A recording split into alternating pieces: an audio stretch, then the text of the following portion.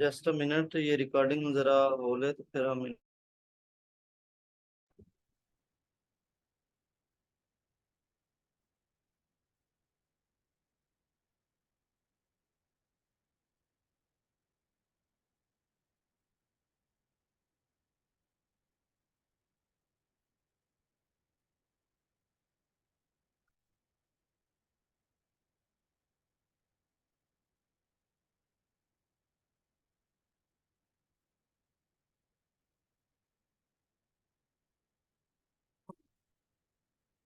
मेरी आवाज आ रही क्लियर आपको? हेलो। ये सर अभी आ रही है। चलें, थैंक यू। ये नेट का कोई इशू है तो जिसकी वजह से ये लेक्चर स्टॉप हो गया था। चलें ठीक है। तो पहले जो हमने थ्री जो लेवल डिस्कस किए हैं, तो वो सारे के सारे जो है तीनों जो है ना, वो लोअर ऑर्डर थिंकिंग जो स्किल है उसमें बिलोंग करते हैं। क्योंकि इस लेवल पे बच्चा जो है वो क्या करता है, अपने जो प्रीवियस लर्निंग होती है, अपना जो प्रीवियस नॉलेज होता है उसी को यूज कर रहा होता है। कोई क्रिएटिविटी बच्चे के माइंड में नहीं आती, ठीक है। उसी को इम्प्लीमेंट कर रहा होता है, उसी को यूज कर रहा होता है, ठीक है। उसी के मीनिंग को अंडरस्टैंड कर रहा होता है।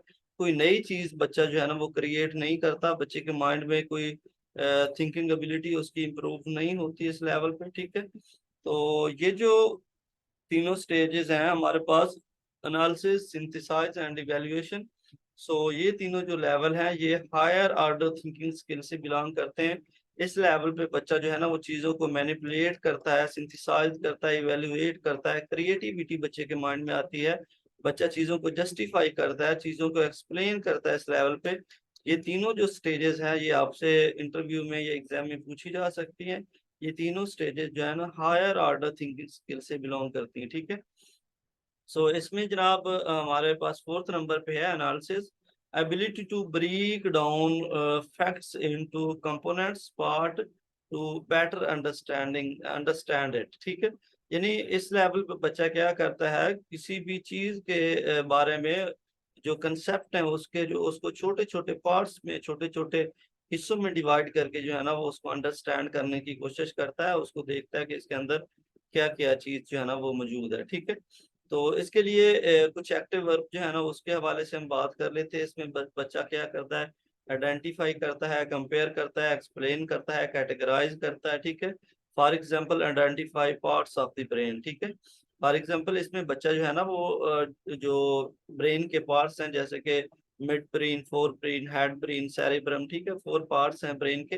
तो उन फोर पार्ट्स को अलग अलग करके फिर उनको वो क्या करता है, एक्सप्लेन करता है, उनके बारे में स्टडी करता है, डीप वे में जो है ना वो चीजों को स्टडी करता है, एनालाइज करता है, उनको अंडरस्टैंड करने की कोशिश करता है, ठीक है। यानी हर पार्ट को अलग अलग वो क्या करता है इस लेवल पे स्टडी करता है ताकि उसको बेटर से बेटर अंडरस्टैंडिंग हो सके, ठीक है। सो उसके बाद ये हमारे पास यानी कि फिफ्थ नंबर पे हमारे पास है synthesise, the ability to integrate different part to form a new whole. यानी इस लेवल पे फिर बच्चा क्या करता है, वो जो डिफरेंट पार्ट उसने बनाए होते हैं बेटर अंडरस्टैंडिंग के लिए, उन सारे पार्ट्स को कंबाइन कर देता है। कंबाइन करके एक होल आइडिया जो है ना वो जनरेट कर देता है, या उनको एक नई फॉर्म, एक नई शक्ल दे देता है, ठीक है। तो इसको हम सिंथेसाइज कहते हैं, ठीक है। इंटीग्रेट का मतलब होता है जमा कर लेना, कंबाइन कर लेना, इकट्ठे कर लेना, ठीक है। तो एक्टिव वर्ब इसमें ये होता है कि बच्चा क्या करता है, क्रिएट करता है एक नया आइडिया, एक नई एक फॉर्म, एक नया थीम जो है ना वो जनरेट कर लेता है, ठीक है। बच्चा जो है इमेजिन कर लेता है, डिजाइन कर लेता है कोई नई चीज, ठीक है, प्लान कर लेता है।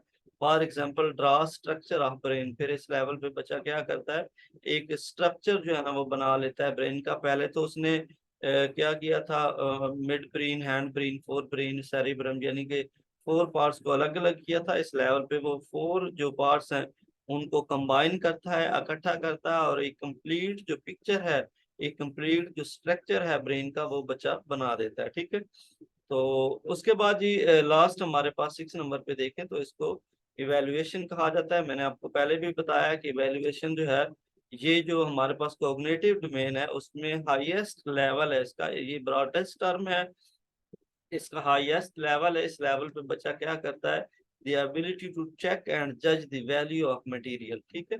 इसमें बच्चा जो है ना वो जो उसने नॉलेज हासिल किया है, जो मटेरियल उसने अंडरस्टैंड किया, जो बच्चे ने लर्निंग की है, उसके बारे में बच्चा क्या करता है, चेक करता है, उसको जज करता है, उसको वैल्यू देता है कि ये जो मेरा नॉलेज है इसकी कितनी वैल्यू है, क्या वर्थ है इसकी, ठीक है, कितनी इंपॉर्टेंस है, ये सूटेबल है या नहीं है, ठीक है, ये आने वाले टाइम में मेरे लिए बेनिफिशियल रहेगा या नहीं रहेगा, ठीक है।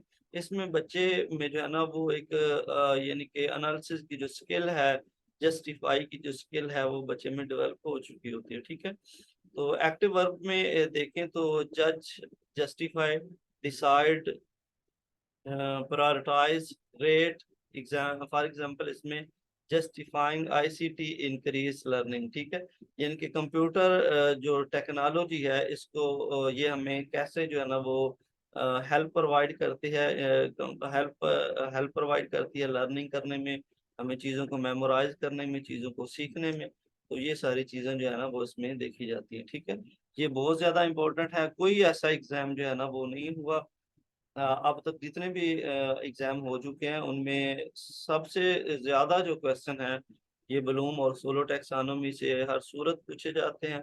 ये बहुत ज्यादा इम्पोर्टेंट है, इसको आपने अच्छे से करना है ताकि कहीं से भी कोई भी एमसीक्यूज अगर आता है आपको ये अरेंजमेंट से पूछ लेते हैं, ये नॉलेज लेवल का पूछ लेते हैं, कंप्रिहेंशन, एप्लीकेशन, एनालिसिस, सिंथेसाइज या इवैल्यूएशन, कोई भी क्वेश्चन अगर आपसे पूछते हैं तो आपको इसकी पैटर्न अंडरस्टैंडिंग हो सके, ठीक है।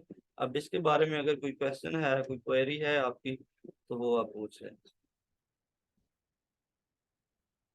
क्योंकि अगर ज्यादा लंबा लेक्चर हम इसको ले ही जाएंगे तो तीनों जो डोमेन्स हैं आज हम उनको स्टडी नहीं कर सकते लेक्चर में, ठीक है। तो पहले इंट्रोडक्शन हो गया, इस इंट्रोडक्शन के बाद जो कॉग्निटिव डोमेन है उसको मैंने डिफाइन किया है, ठीक है। तो इसके हवाले से अगर क्वेश्चन है तो पूछ लें आप कंफ्यूज ना हो उसके बारे में। सर जी। ये बार बार रिपीट करने से क्लियर होगा, वैसे तो क्लियर है लेकिन अभी ये मिक्स अप हो जाता है, इसको बार बार रिपीट करने से ये क्लियर होगा। नहीं, कैसे ये मिक्सअप हो जाता है, मुझे जरा बताएं प्लीज, सर ये कैसे। जो लोएस्ट लेवल की तो तीन हो गई ना, एक नॉलेज, एक कम्प्रिहेंशन और वो जो है एक एप्लीकेशन, एप्लीकेशन शायद है। जी जी। और सर ये जो हायर लेवल की आपने बताई हैं।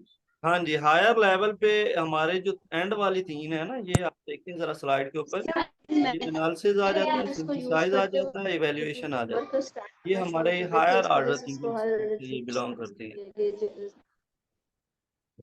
यानी ये जो टेस्ट बेस्ड हैं वो सारी हायर लेवल्स में आ जाती हैं।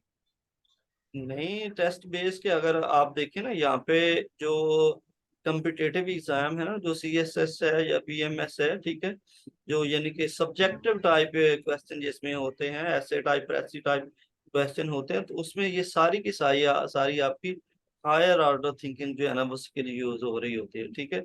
वहाँ पे आप चीज़ों को एनालाइज भी कर रहे होते हैं, सिंथेसाइज भी कर रहे होते हैं, इवेलुएट भी कर रहे होते हैं, ठीक है। ये सारी चीज़ें आप कर रहे होते हैं। आपने देखा है इस लेवल पे आप आउटलाइन नहीं बनाते, यानी कि जब ऐसे आपने लिखना हो, फिर आप जो ऐसे लिखते हैं उसमें जो हर एक पैराग्राफ होता है उसको आप इंटीग्रेट करते हैं सिंथेसाइज लेवल पे। ये इंटीग्रेट का वर्ड दिया हुआ है या नहीं दिया हुआ, आप एक पैरा को दूसरा जो पैराग्राफ होता है उससे लिंक करते हैं, उसका जो थीम होता है उसको दूसरे पैरा से लिंक करते हैं ताकि जो एग्जामिनर है उसके लिए फैसिलिटेशन हो और फिर वो आपको अच्छे मार्क्स दे। जी। यस। क्लियर।